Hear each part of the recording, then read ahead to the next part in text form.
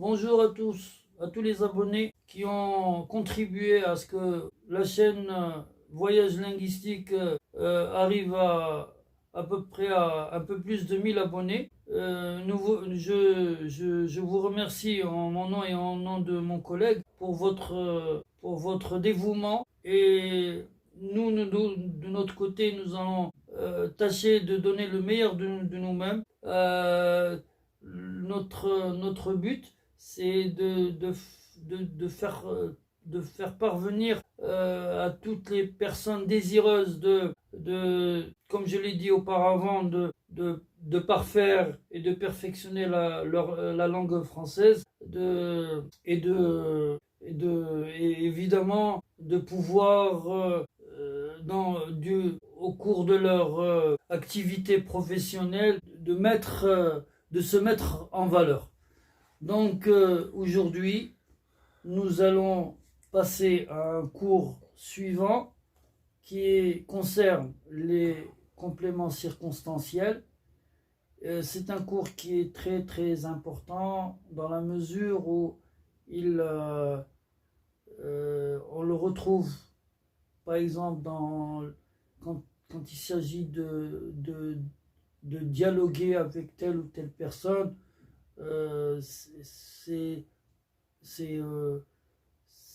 Les compléments, on va le voir dans la leçon, ils contribuent à donner plus de sens à la phrase. Et donc nous passons tout de suite à la leçon, et je vous demanderai de bien vous concentrer, car c'est un cours qui est très très très important.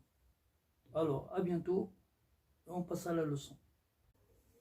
Bonjour, plutôt bonsoir. Comme je vous l'ai dit auparavant, nous allons passer au complément circonstanciel. Nous avons donc différents compléments circonstanciels qui déterminent le lieu, la manière, tariqa, le temps, zaman, et la cause, l'hadaf, durant laquelle s'est déroulée telle ou telle action. Le complément circonstanciel qu'il y a, les différents compléments circonstanciels qu'il y a, c'est les compléments circonstanciels de lieu, de manière, de temps, et la cause, et éventuellement il y a le but et la conséquence. Nous allons énumérer les compléments circonstanciels usuels. Il y a le complément circonstanciel de lieu, de temps, de manière, de cause, de but et de conséquence.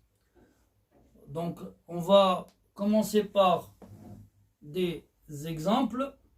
On va commencer par le complément circonstanciel de lieu. Le complément circonstanciel de lieu détermine l'endroit où a eu lieu l'action. C'est-à-dire que le complément circonstanciel de lieu, il précise où s'est déroulée l'action. Donc, je suis allé au cinéma. Je suis allé où? C'est toujours la question que l'on pose. Si on veut savoir si c'est un complément circonstanciel de lieu, on pose la question où. C'est grâce à cette question que l'on détermine si c'est un complément circonstanciel de lieu ou pas. À la réponse, quand on répond à la question, on répond au cinéma. Je suis allé au cinéma. Je suis allé où? Au cinéma. Nous nous sommes promenés dans la forêt. Nous nous sommes promenés où? Dans la forêt. Les enfants sont repartis à l'école. Les enfants sont repartis où? À l'école. Donc le complément circonstanciel de lieu, et il détermine l'endroit où a eu lieu l'action. Nous passons au second complément circonstanciel, qui est le complément circonstanciel de temps, qui détermine la durée durant laquelle s'est déroulée l'action. C'est-à-dire que le complément circonstanciel de temps, il nous donne une idée de par exemple, quel jour, à quelle heure, est-ce que c'est l'après-midi, est-ce que c'est le soir, est-ce que c'est le matin qu'a eu lieu l'action. Donc, nous avons un exemple ici. Je suis allé très tôt. Hein, je suis allé quand? Très tôt. Très tôt, c'est-à-dire que je suis allé avant l'heure pour arriver à l'heure. Je suis allé très tôt. Je suis allé quand? Très tôt. Quand, c'est la question que l'on se pose pour savoir quel temps, de quel complément circonstanciel il s'agit. Nos parents iront vous voir demain. Irons-nous vous voir quand? Nous irons vous voir quand? Demain. Ils iront vous voir quand? Demain. Nos parents iront vous voir demain. Ils iront vous voir quand? Demain. Le troisième exemple, le troisième et dernier exemple, l'avion décollera dans quelques heures. Il décollera quand? Dans quelques heures. Donc, le temps, le complément circonstanciel de temps, il nous donne il nous précise à quel moment a eu lieu l'action. Nous passons au complément circonstanciel de manière. Le complément circonstanciel de manière détermine de quelle façon s'est déroulée l'action. Est-ce qu'elle s'est déroulée rapidement, bruyamment, c'est-à-dire, c'est comme si on dit un comportement. Comment s'est comporté le sujet durant l'action. Bon, là nous avons un exemple. Il a affronté courageusement son adversaire. Il a affronté son adversaire comment? Courageusement. Comment? C'est grâce à comment que l'on détermine est-ce que c'est un complément circonstanciel de manière. Il a affronté courageusement son adversaire. Il a affronté son adversaire comment? Courageusement. Le soldat défend son pays avec courage. Hein? Le soldat défend son pays comment? Avec courage. Là, la première phrase, le premier exemple, nous avons utilisé un adverbe. Là, c'est avec courage. La troisième phrase, les élèves quittent la classe en silence. Les enfants quittent la classe comment? En silence. On peut écrire la même phrase, hein, la dernière phrase, celle qu'on vient de dire. Les élèves quittent la classe silencieusement. Hein? Au lieu de mettre en silence, on va remplacer en silence par silencieusement. Les élèves quittent la classe silencieusement. Donc, voilà pour le complément circonstanciel de manière. Nous allons passer au complément circonstanciel de but. Le but, c'est il détermine la raison pour laquelle l'action a été décidée ou faite. C'est-à-dire que dans quel but je vais faire telle ou telle chose.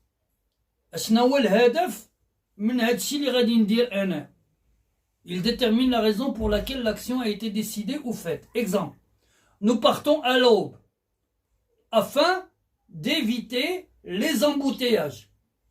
Pour éviter les embouteillages, nous partons à l'aube. On peut inverser les phrases, mais même si on inverse les phrases, la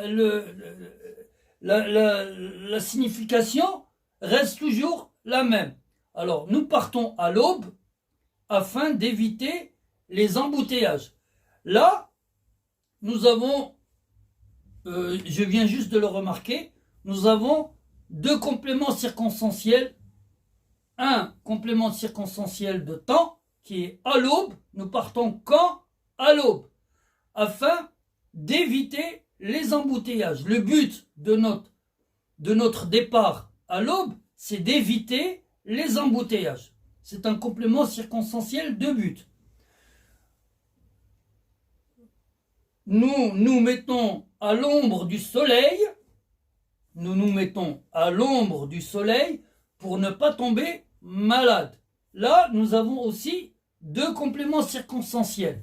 Le premier, c'est un complément circonstanciel de lieu. Nous nous mettons où? À l'ombre du soleil. D'accord? Le deuxième complément circonstanciel qui est le but, pour ne pas tomber malade, afin de ne pas tomber malade. C'est un complément circonstanciel de but. Nous nous mettons à l'ombre du soleil pour ne pas tomber malade. On peut, ici dans ce cas aussi, on peut intervertir les phrases. Pour ne pas tomber malade, nous nous mettons à l'abri du soleil. La phrase restera toujours la même si on a inversé l'ordre des phrases. Pourquoi on a organisé une tombola dans le but d'obtenir un maximum de dons? On a organisé une tombola dans quel but? C'est d'obtenir un maximum de dons.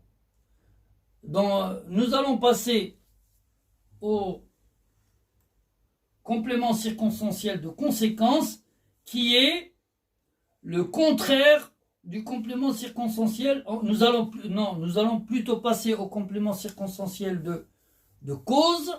Là, le complément circonstanciel de cause, il détermine pour quelle raison l'action a été commise, pourquoi l'action a été faite ou décidée. Donc, nous avons des exemples ici. Quelques athlètes ont été éliminés. Pourquoi ils ont été éliminés?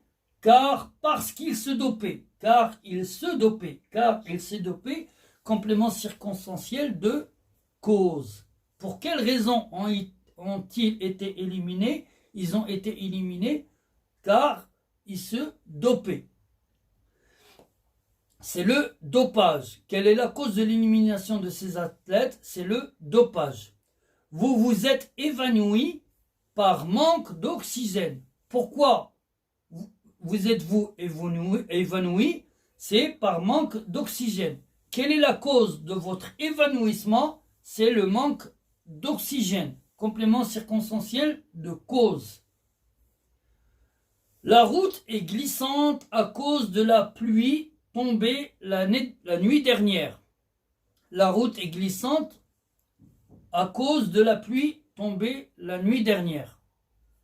Si la pluie est tombée la nuit dernière, donc la route elle va être glissante. Donc dans ce cas, la route, pourquoi la route est-elle glissante? Elle est glissante à cause de la pluie qui est tombée la nuit dernière. Nous allons passer au complément circonstanciel de conséquence qui, là, il ne faut pas le confondre avec le complément circonstanciel de cause. C'est le contraire. Il faut faire très attention. Alors, le complément circonstanciel de conséquence, il nous détermine la finalité de l'action, c'est-à-dire le résultat de ce qui a été fait. Quel est le résultat qu'on a obtenu après avoir fait telle ou telle action? Ce qu'il adviendra par la suite, par exemple. Donc, en ce qui concerne le complément circonstanciel de conséquence, nous avons un exemple ici. On a plusieurs exemples. La pluie est tombée hier soir. Donc, la route sera glissante. Si la pluie est tombée hier soir, c'est sûr que la route sera glissante. يعني إلى تحت الشتاء بالليل متيقنين بأنه طريق غادا تزلق. Donc la route sera glissante, c'est un complément circonstanciel de conséquence. Voilà le résultat en cas de pluie sur la chaussée. Et là, quand la pluie la chaussée, voilà le résultat, voilà la conséquence. La conséquence, il y a un an où la route sera glissante. Que se passera-t-il si la pluie est tombée hier soir? Il est possible que la route soit glissante. Un agent de la circulation sera présent de manière à fluidifier la circulation.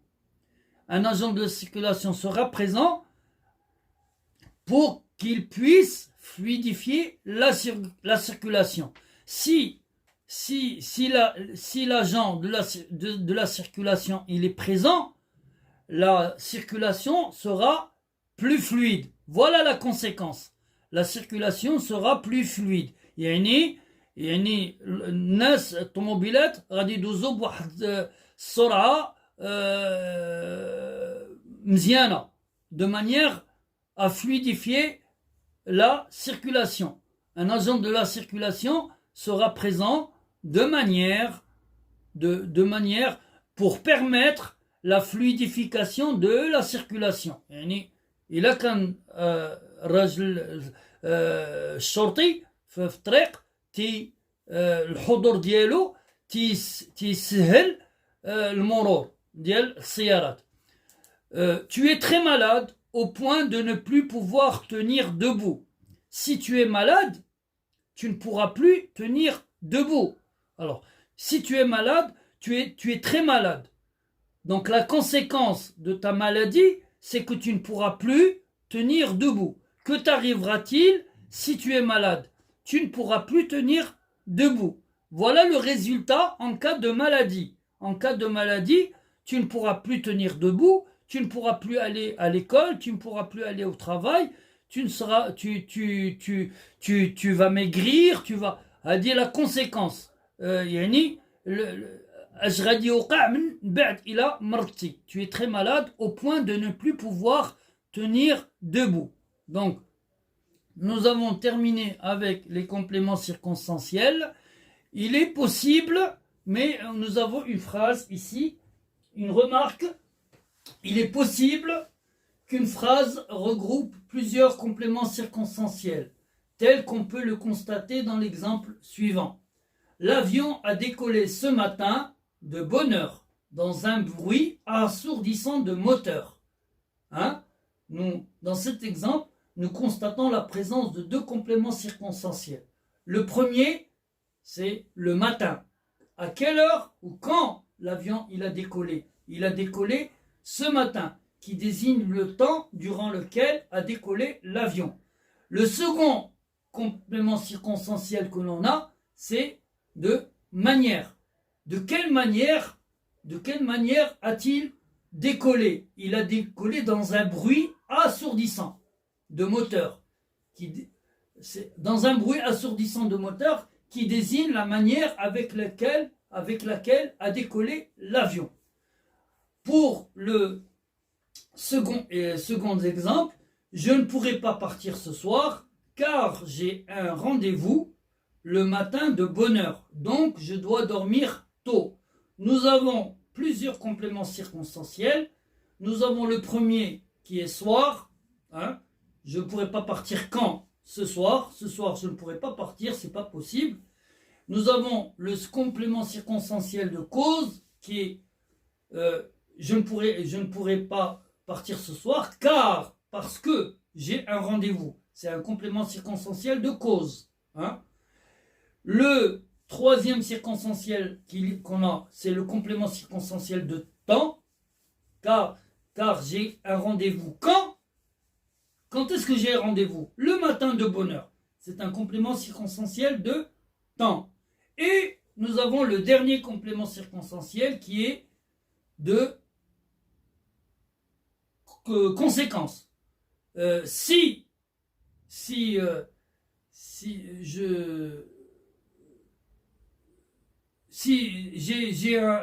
ne pourrai pas partir ce soir car j'ai un rendez-vous, et si je veux me réveiller de bonne heure, pour aller à mon rendez-vous, je dois dormir tôt.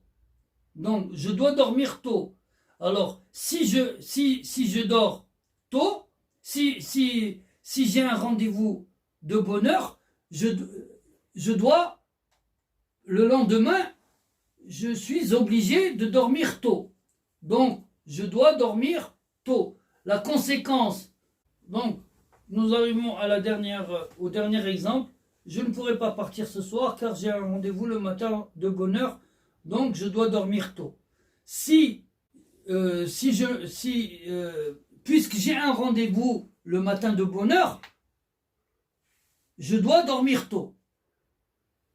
Je dois dormir tôt et la conséquence, comme quoi j'ai un rendez-vous le matin de bonne heure. Si je dors tôt, je pourrais aller à mon rendez-vous le matin de bonne heure. Donc, le complément circonstanciel, le dernier complément circonstanciel que l'on a, c'est un complément circonstanciel de conséquence. C'est le résultat parce que je vais aller à mon rendez-vous le matin de bonne heure. Pour le deuxième exemple, devant nous, nous avons une phrase avec plusieurs compléments circonstanciels. Mon père est sorti précipitamment de la maison afin d'arriver à son lieu de travail à l'heure. Donc nous avons le premier complément circonstanciel que l'on a, c'est précipitamment. Mon père est sorti comment? De quelle manière il est sorti? Il est sorti précipitamment, bzalba. D'où? De la maison, CCL, complément circonstanciel de lieu. Complément circonstanciel de lieu. Complément circonstanciel de lieu. Hein? On va continuer la phrase afin d'arriver. Afin d'arriver, c'est complément circonstanciel de but. Pour qu'il arrive où? À son lieu de travail, complément circonstanciel de lieu. Quand à l'heure. Complément circonstanciel de temps. Donc, je pense que pour cet exemple, c'est compris. Mon père est sorti, je répète, mon père est sorti précipitamment. Comment? Précipitamment, complément circonstanciel de manière. D'où? De la maison, complément circonstanciel de lieu. Pour quelle raison? Afin d'arriver à... Dans quel but? Afin d'arriver, complément circonstanciel de but, ou à son lieu de travail, complément circonstanciel de lieu, quand? À l'heure. Donc, nous allons passer à un exemple suivant. La coupure de courant a été imprévisible. Comment a été la coupure de courant? Elle a été imprévisible. Complément circonstanciel de manière. Nous nous sommes retrouvés dans l'obscurité. Nous nous sommes retrouvés dans l'obscurité. Où est-ce que nous nous sommes retrouvés? Dans l'obscurité. Complément circonstanciel de lieu. Nous nous sommes retrouvés dans l'obscurité à cause de la coupure de courant. Elle dit c'est la même phrase avec juste on a modifié l'ordre des phrases, mais elle garde toujours la même signification. Alors, nous nous sommes retrouvés dans l'obscurité, complément circonstanciel de lieu, que l'on a dans la première phrase, on la retrouve dans la seconde phrase. La première phrase, le complément circonstanciel de lieu est à la fin. Dans la seconde phrase, il est au milieu, ou plutôt au début. Donc, nous nous sommes retrouvés dans l'obscurité. À cause de quoi? À cause de la coupure de courant. Complément circonstanciel de cause. Sabab nous nous sommes retrouvés dans l'obscurité, c'est à cause de la coupure de courant. Et la troisième phrase, je me suis foulé la cheville quand? Ce matin. Comment? En tombant. Donc le résultat, j'ai obtenu un arrêt de travail. Je me suis foulé la cheville ce matin. En tombant, j'ai donc obtenu un arrêt de travail. Le premier complément circonstanciel que l'on a, c'est un complément circonstanciel de temps, suivi d'un complément circonstanciel de manière qui est en tombant. Et en dernier lieu, nous avons donc obtenu, qui est un complément circonstanciel de conséquence. Le résultat de ma chute, ça m'a donné j'ai obtenu un arrêt de travail. On peut ajouter une autre phrase, mettre une autre phrase à la place de j'ai donc obtenu un arrêt de travail. Je me suis foulé la cheville ce matin, en tombant, j'ai donc un excès de fièvre. J'ai eu un excès de fièvre. À cause de la chute, la chute que j'ai eue, ma température a augmenté. Il y a diverses manières de compléter cette phrase. Donc, en conclusion, en définitif, un complément circonstanciel sert à nous renseigner de façon plus précise sur l'action entreprise, grâce à des prépositions comme pourquoi, comment, quand, ou au moyen d'un groupe de mots, de prépositions et même de verbes. Donc là, nous arrivons à la fin de la leçon. J'espère qu'elle vous a plu et je souhaite encore de votre part un maximum de partage et de like. Et merci à vous pour votre contribution. À bientôt alors.